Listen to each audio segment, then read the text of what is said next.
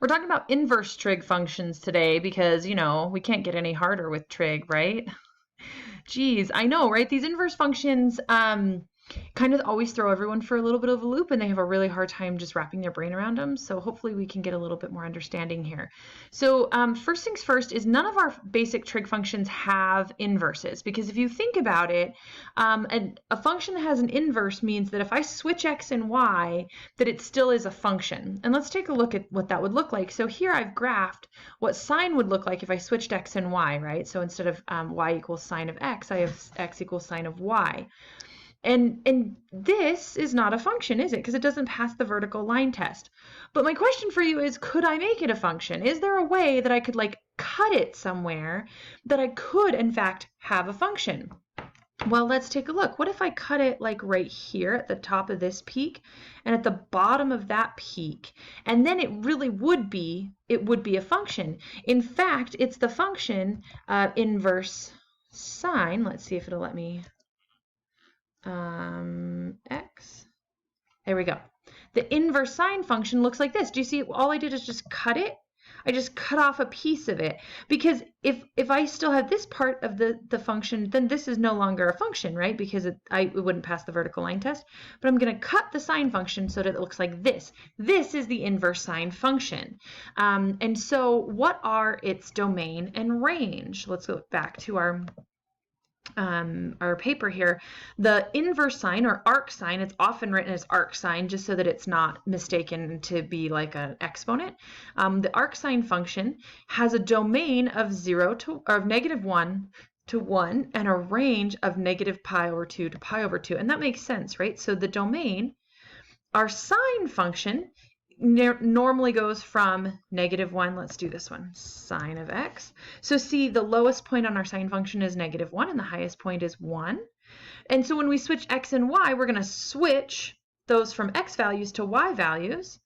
So now the farthest left point on our function is -1 and the farthest right point is 1, so that's our domain, that's our x values. Now our y values for our function, again, we cut it, right? We cut our sine value, we cut it here, and then we switched x and y.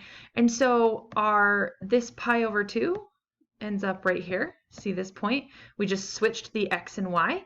I pointed to the screen as if you could see my finger, but you know, just look right there. You can see we just switched x and y, right? And then this point right here, we just switched x and y, okay? So those points are just switched. So what this means in layman's terms, in we can't remember trig terms, is that the only numbers that can go into my inverse sine function are between -1 and 1. I can't put a number bigger than 1 or smaller than -1 into my inverse sine function, because it's the inverse of the sine function, and I could never get out a number that is bigger than 1 or less than -1 out of the sine function, right? Like the regular sine function, just doesn't matter what number I put in, it never gets bigger than 1, okay? So again, these are the numbers that can go into my inverse sine function, and these are the numbers that can come out. So when I'm evaluating an inverse sine, it's gonna like say, what is the arc sine of π/3, or not π/3, arc sine of √3/2. The only values that can be an answer to an arc sine function are between -π/2 and π/2. So if you remember what an arc sine really is, it's asking the question, so if I said, what is the arc sine, let's see, it'll take a second to think. Okay, what is the arc sine of √2/2? I didn't even write all of it. Let me write the whole thing. Arc sine, man, that's a mess. Okay, of √2/2. Then what I'm asking you is, what angle on the part of the unit circle that we're using has a sine of √2/2? That's the question. What angle has a sine of √2/2? Okay, and so let's look at, okay, so I have the unit circle here. Do I have the unit circle here? Aha, way down here. Okay, so I have the unit circle here. So arc sine only uses values in between negative pi over 2 and pi over 2. So it only uses this right half of the circle. And the important thing to remember is that it's not using, like, if it's not using an angle like right here. So if my answer is some angle over here, I didn't go all the way around to get to it. So it's not like 11 pi over 6, right? I can't use that angle. I had to go this way because the arc sine can't go in a big angle. It only can use angles in between negative pi over 2 and pi over 2. So if your number that you get out is not between negative pi over 2 and pi over 2, it's not right. And that was like a 6-minute introduction to inverse sines or inverse trig functions, but I hope that that makes it a little clearer. Clear as mud, I'm sure. Okay, so let's look at the arc cosine. Arc cosine is just a little bit different because if you look at the cosine function in general, this is like the cosine function if I switch to x and y. If I cut it peak to peak, it still wouldn't, or not peak to peak, if I cut it in the same places like pi over 2 and negative pi over 2, it would not be a function because see, it would fail the vertical line test there. So I still have to cut this one peak to peak, but the peaks are in a little bit different place, right? Before with the sine, see the peaks are a little different with the sine and the cosine. Okay, so we have to cut this one in a different place. So we're going to cut it at this peak right here, which is 0. It's 1, 0, right? And then I'm going to cut it at this peak right here, which is negative 1 pi. So this right here, if we go here and change this to cosine, let's see if it'll graph it. Okay, that is the arc cosine, the inverse cosine. It cuts it at 0 and pi. So we took the regular cosine function and we cut it at 0 and pi. We took this cosine function, we cut it here and here, and then we switched to x and y, and we got this little weird looking function. Okay, so this is the arc cosine function. So what is the domain of this function? What values can go in to this function? Well, the farthest left value is negative 1, and the farthest right value is 1. So the domain of this function is negative 1 to 1, just like it is for arc sine. What's the range of this function, though? Well, the lowest value is 0, and the highest value is pi. So this is a very important difference between the two, is that the output of the inverse sine function is negative pi over 2 to pi over 2, whereas the output for the cosine function is 0 to pi. Okay, so hopefully you can see that in the graphs. Same thing though, if we look at the unit circle, we can see where the arc cosine goes. It goes from 0 to pi. So again, it asks the question, what angle on this part of the circle has a cosine of whatever value is inside the arc cosine. So that's what we're looking at.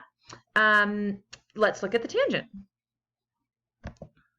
Okay, so if I take the tangent and I switch x and y, I get this thing. All right, so again, not a function because it fails the vertical line test, but how could I make it a function? Well, I could just like get rid of all of these, right, and just keep one of these little things.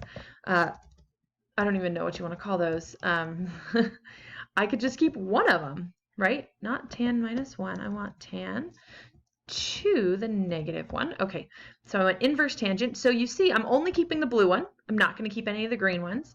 To make it a function, I'm going to restrict its domain.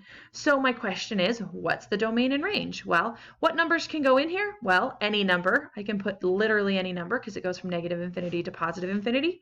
So the domain of the inverse tangent is all real numbers.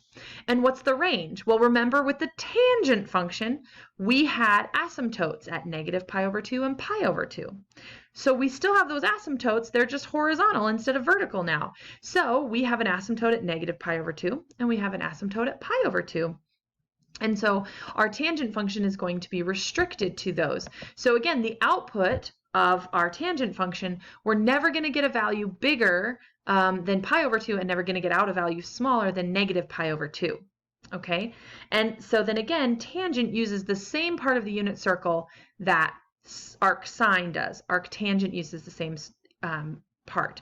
So again, if you think about this, the question that we're asking is, what angle on this part of the unit circle has a tangent of, and then whatever value we were asking for the arctan of.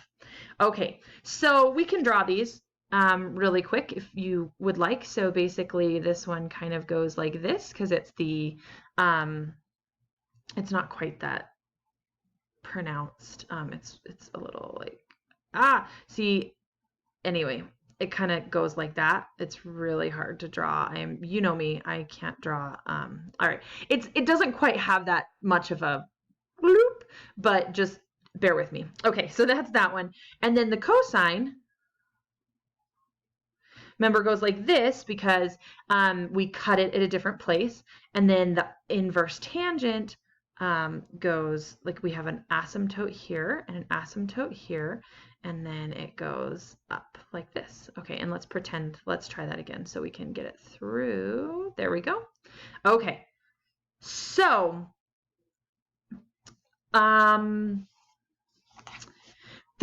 biggest mistakes that students make with this. So the most important, I don't know, the most biggest mistake, that doesn't make any sense, but the biggest mistake that we make is that you find some angles. So say we ask the question, what angle on the unit circle has a sine of -1/2?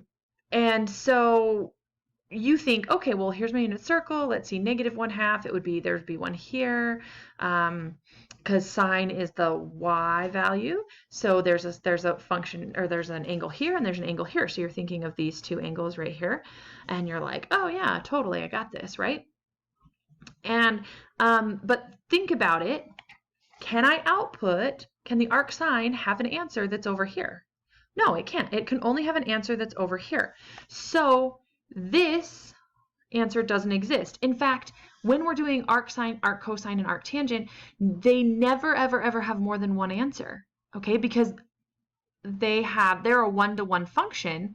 So for every y, there's only one x, and for every x, there's only one y, okay? So when I put in -1/2 for x, I only have one y output. The other mistake that a lot of people make is they say, okay, well, there's this angle right here, that must be 11 pi over 6, right? They think, let me go around, and that is 11 pi over 6. But is 11 pi over 6 in the range of arc sine? Can it output a value of 11 pi over 6? Absolutely not. So we have to go this way, and we have to say this is -pi over 6. Is that in between -pi over 2 and pi over 2? Is -pi over 6 somewhere in between there? Yes, it is. So that can be a value for arc sine, so that's going to be our answer. Again, you're not going to output this angle at all, and you're going to output this one as a negative, not a positive.